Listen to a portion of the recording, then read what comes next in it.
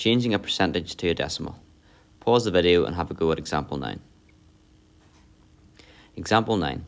Write these percentages as decimals.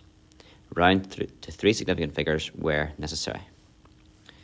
To change a percentage to a decimal, you divide through by 100. 78 divided by 100 is 0.78. Example B, same technique, 7.5. That's a mixed number. We can write 7.5 as 7.5%. And then to change a percentage to a decimal, we can divide by 100. And we get 0.075.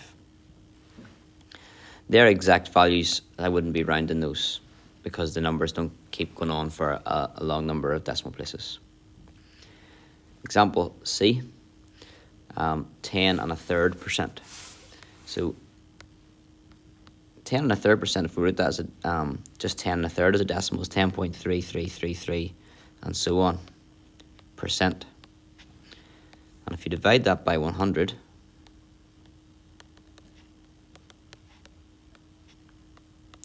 you would end up with 0.10333, and it would keep going like that. So if you're going to round that to 3 significant figures, you go into the third significant figure. The first significant figure is 1, the second significant figure is 0, and the third significant figure is 3. The number after it is a 3, which means you round down and you get 0.103. So that is a rounded answer. So 0.103 is not exactly the same as 10.33%. It's rounded. 10.33% accurately as a decimal would be 0.10333 and then put a dot on top of the 3 to indicate it keeps recurring. And just to summarize that, you just divide by 100 if you're going to change from a percentage to a decimal.